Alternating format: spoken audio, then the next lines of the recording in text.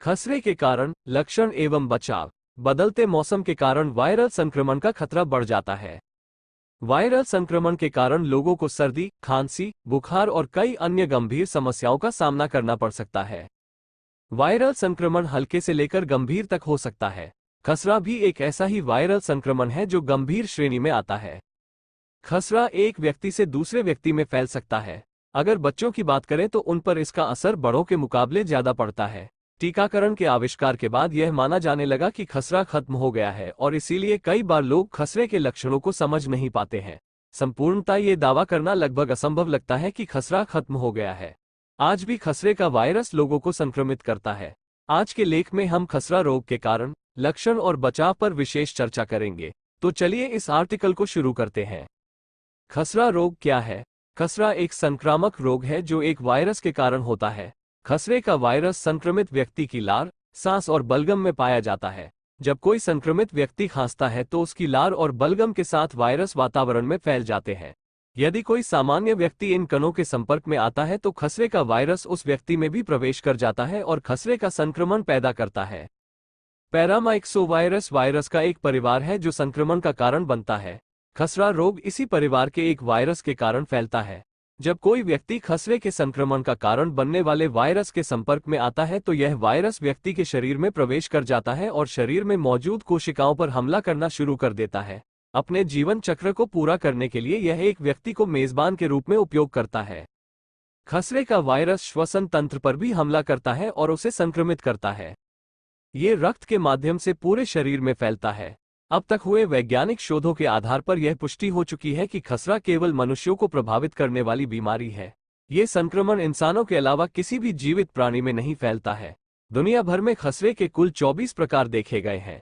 अगर वर्तमान की बात करें तो आज खसरा पूरी तरह से खत्म तो नहीं हुआ है, लेकिन काफी हद तक दुनिया से गायब हो चुका है। आज विश्व में खसरे के केवल 6 आनुवंशिक प्रकार पाए जाते हैं। खसरे से संक्रमित होने के बाद ये संक्रमण 4 चरणों में पूरा होता है जो इस प्रकार है। उद्भवन। खसरे का सबसे प्राथमिक चरण ऊष्मायन चरण है, जिसे ऊष्मायन अवधि कहा जाता है। यह वह समय है जब कोई व्यक्ति खसरे के वायरस के संपर्क में आता है। इस समयावधि में खसरे के लक्षण दिखाई नहीं देते हैं।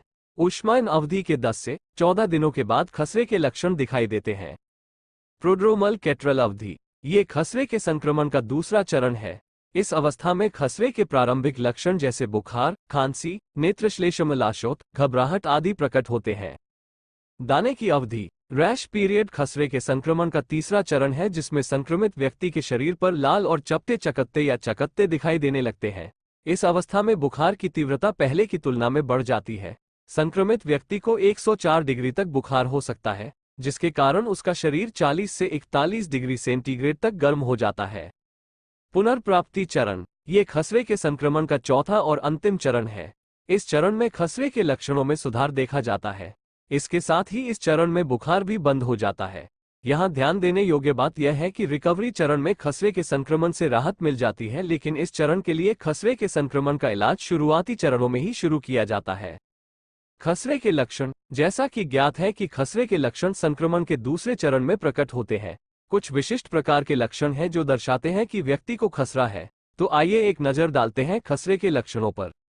सामान्य तीव्रता से अधिक बुखार होना, गले में खराश और लगातार गले में खराश रहना, सूखी खांसी, त्वचा पर लाल धब्बे और चकत्ते बनना, लगातार बहती नाक, कोपलिक धब्बों का बनना, गाल के अंदरूनी भाग पर नीले सफेद धब्बों का दिखना, आंखों की सूजन जिसे नेत्रश्लेष्मलाशोथ भी कहा जाता है।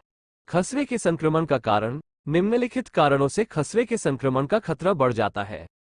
विटामिन ए की कमी। यदि किसी व्यक्ति के शरीर में विटामिन ए की कमी हो जाए तो न केवल खसरे के संक्रमण का खतरा बढ़ जाता है, बल्कि लक्षणों की जटिलता भी बढ़ जाती है। गर्भावस्था में। गर्भावस्था के दौरान गर्भवती महिला के शरीर में कई तरह के हार्मोनल बदलाव होते हैं।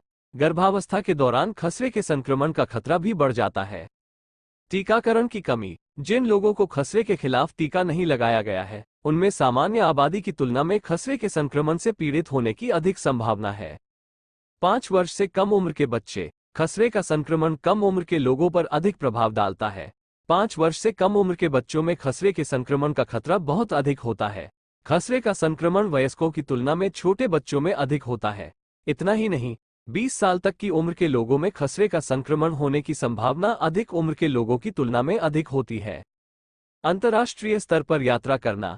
ऐसे देशों की यात्रा करना जहां खसरे का संक्रमण अभी भी व्याप्त है, एक सामान्य व्यक्ति को भी संक्रमित कर सकता है। कमजोर प्रतिरक्षा प्रणाली होना। अगर किसी व्यक्ति का इम्यून सिस्टम कमजोर है तो उसे कई तरह की बीमारियां होने का खतरा बढ़ जाता है। इनमें से एक बीमारी खसरे का संक्रमण भी हो सकता है। खसरा परीक्षण। खसरे का परीक्षण यह निर्धारित करने के लिए किया जाता है कि किसी व्यक्ति को खसरा है या नहीं।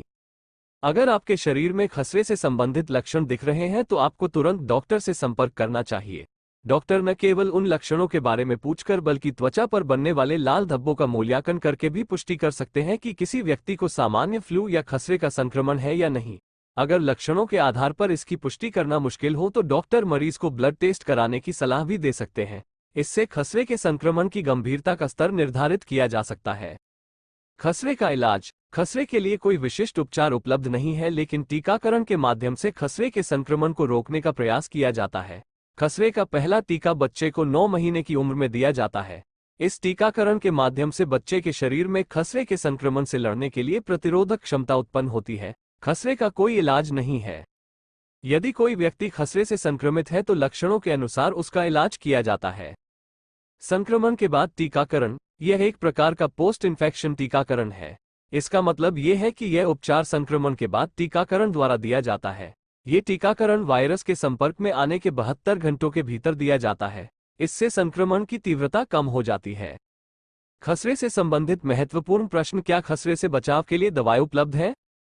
जैसा कि यह स्पष्ट हो चुका है कि अभी तक खसरे का कोई विशेष इलाज नहीं खोजा जा सका है, इसलिए ये कहना थोड़ा मुश्किल है कि खसरे की रोकथाम के लिए कोई विशेष दवा उपलब्ध कराई जाएगी। खसरे के कुछ विशिष्ट लक्षण होते हैं और इन लक्षणों के खिलाफ दवाएं उपलब्ध हो सकती हैं। उदाहरण के तौर पर अगर किसी व्यक्ति को तेज बुखार हो रहा है तो डॉक्टर बुखार कम करने के लिए दवा दे सकते हैं। यदि आपको खसरे के संक्रमण का संदेह है तो डॉक्टर से जांच कराना बहुत जरूरी है। क्या गर्भवती महिलाओं में खसरे के संक्रमण की संभावना है? गर्भावस्था के दौरान खसरे के संक्रमण का खतरा बढ़ जाता है और गर्भवती महिला को इसके दुष्परिणाम भुगतने पड़ सकते हैं। गर्भावस्था के दौरान खसरा न केवल महिला को नुकसान पहुंचाता है बल्कि गर्भ में पल रहे बच्चे के विकास पर भी नकारात्मक प्रभाव डालता है। गर्भावस्था के दौरान खसरे के संक्रमण से गर्भपात, समय से पहले प्रसव और मृत बच्चे के जन्म का खतरा बढ़ जाता है। यदि कोई महिला गर्भवती है और उसे संदेह है कि वो खसरे से संक्रमित हो गई है तो बिना किसी देरी के तुरंत डॉक्टर से परामर्श लेना जरूरी है। निष्कर्ष।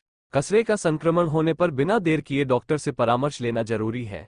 अगर आपको शरीर में किसी भी तरह के लक्षण दिखे तो उन्हें नजरअंदाज न करें। ये लक्षण अधिक गंभीर हो सकते हैं और आपको नुकसान पहुंचा सकते हैं, इसलिए डॉक्टर की सलाह के अनुसार इनका इलाज करना जरूरी है।